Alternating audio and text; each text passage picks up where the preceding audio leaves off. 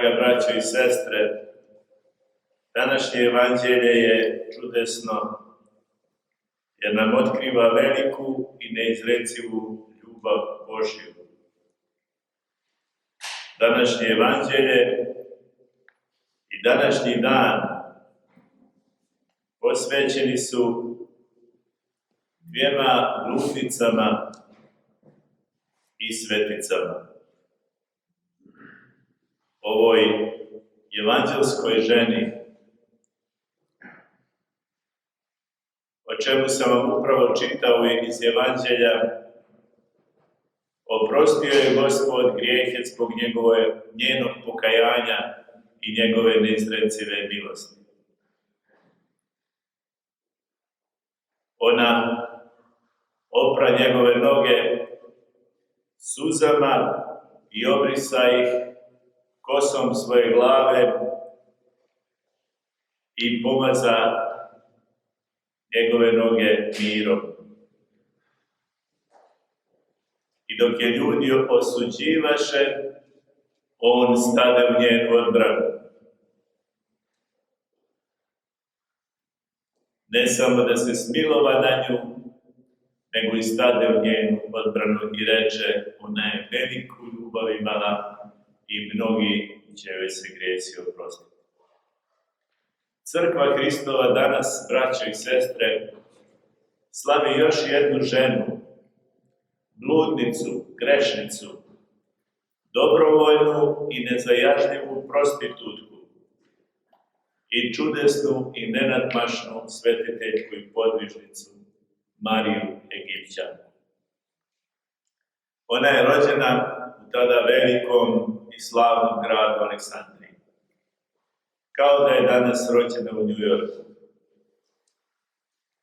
Ona od rane mladosti živjaše raskalašno, bludničeći u Aleksandriji koliko god je mogla i stigla više.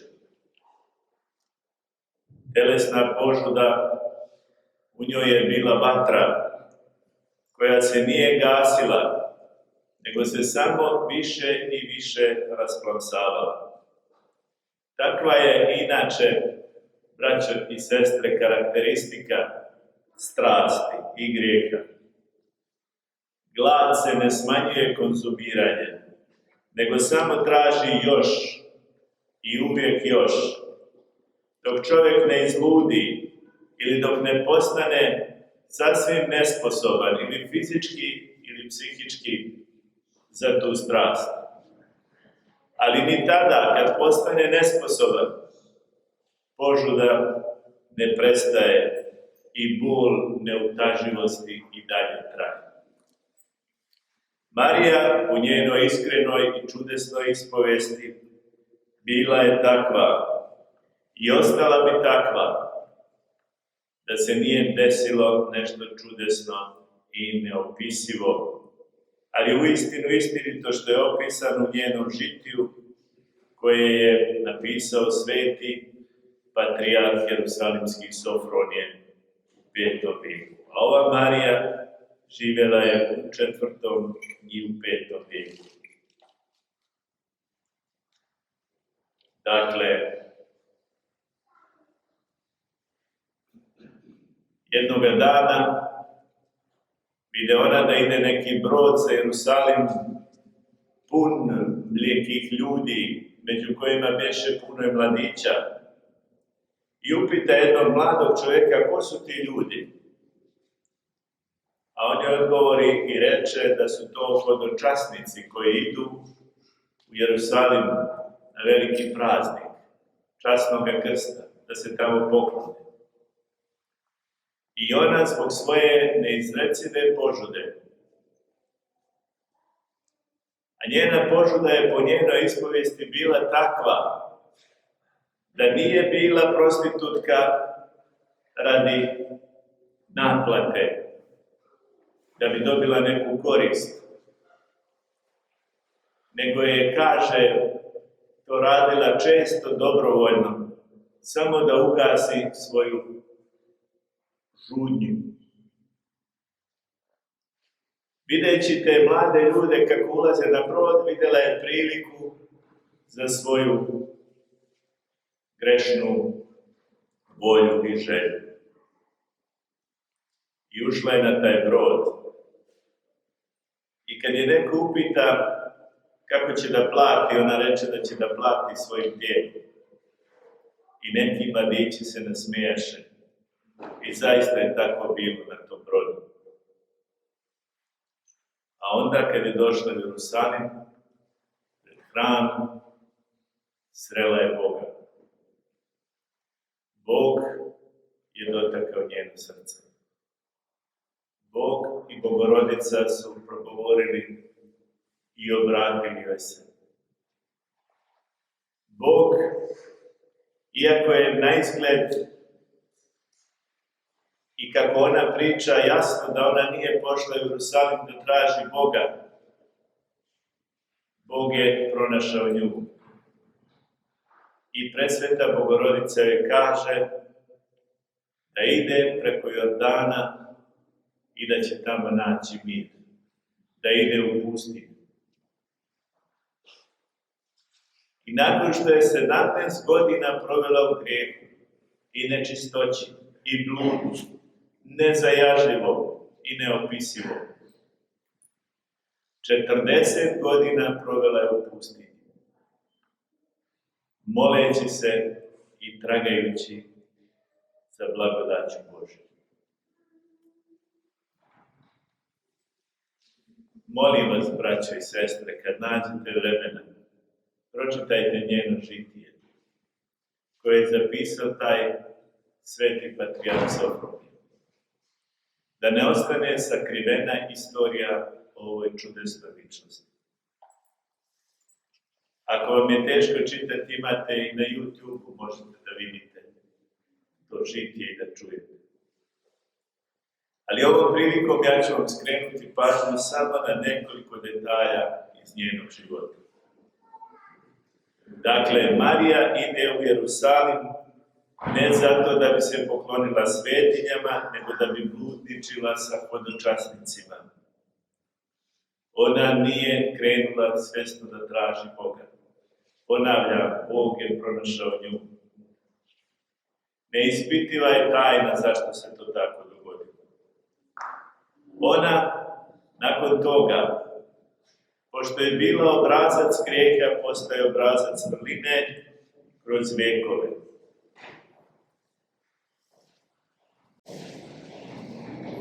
Kada je počinjao ovaj post, braćo i sestre, govorio sam vam o neosuđivanju. Zamislite samo hodočasnike na brodu koji su gledali ovu djevojku. Šta ona radi? Kako navodi na grijeh mlade ljude.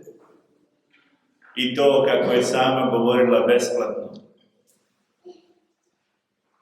Kako su je samo osuđivali. Kako ljudi ne mogu da se uzdrže od osuđivanja. Ali niko od njih, kao što i mi da smo bili na tom brodu, nije mogao pomisliti šta će se s njom zbiti i ko će ona postati. I da ćemo je mi do današnjeg dana slaviti. Zato ponavljam, nikada nemojte osuđivati nekoga. Jer šta ako mi noćas padnemo, a on se za jednu noć uspravi? Neće li time naš pad biti samo veći? Također smo na početku posta pevali jednu čudesnu pjesmu o pokajanju. A ovo današnje evanđelje i ova priča o Mariji Egipćanki je priča o pokajanju. Pjevali smo pjesmu koja otprilike glasi ovako: pokajanja vrata otvori mi životodavče. Sam dolazim tebi oskrnavljen. Hram tela moga je oskrnavljen. Sav život svoj u nenosti potroši. Evo prođe kao dlanom od dlan 5 nedelja posta. A mi Jesmo li bolji? Osim što umjesto mesa jedemo ribu i što se malo uzdržavamo od jake hrane. Mi koji u javnosti ne izgledamo tako grešni kao ove dvije žene, kao ove dvije bludnice. Ali kakvi smo tajni, znamo samo mi i Bog. Ali one koje pak javno greši se, javno se i pokajaše. Ali one u svojim pokajanjem svoje tužioce i svoje sudije posramiše. I to ne samo naknadnim riječima, nego životom. I to kakvim životom. I u njima se kao retko u kome projavi slava i milost Božja. Zato, braćo i sestre, umjesto da budemo osuđivači, klevetnici, treba da budemo iskreni prema sebi i prema Bogu. Nemojte da se predstavljamo boljima nego što jesmo. Znamo da smo ljudi grešni, da u svijetu živimo i tijelo nosimo, ali da nam je Bog dao neizrecivi dar pokajanja. Pokajanje koje može biti naše preumljenje i naše radove. Zato ugledajmo se na ove žene koje danas slave. Ženu iz Evanđelja i Mariju, prepodobnu majku Egipćanku. Operimo noge Hristu. Ne moramo mirom. Suzama pokajanja. I ne moramo kao Marija Egipćanka da idemo u pustinju. Dovoljno je da se spustimo u dubinu svoga bića i vidjet ćemo da je tamo velika pustinja. Ali to ne treba da nas razočara. Treba u toj pustinji da tragamo za Bogom. Treba u toj pustinji da se molimo. Treba u toj pustinji da postimo. Treba u toj pustinji da pokažemo opredeljenje koje je imala Marija. Velika grešnica i kasnije velika svetiteljka i pravnica. I dogodit će se nešto čudesno. Svakome, kao i Mariji, bio veliki ili mali grešnik, ako bude imao veliku ljubav, otkrit će se Bog. Kapnut će u tu pustinju naše duše blagodat Božja. I procvjetat će pustinja. I zamirisat će naše duše.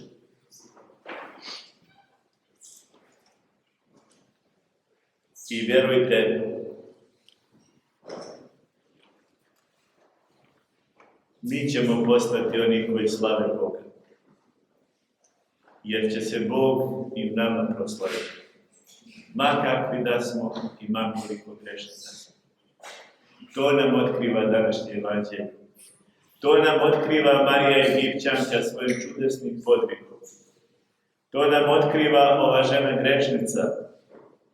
Ali iznad svega i prije svega i iznad svih otkriva nam to Hristos svojom ljubavlju. Jer on hoće nas, hoće da se spasi. A na nama je samo da se u jednom trenutku opredijelimo za to spasenje. Amin Bože da tako.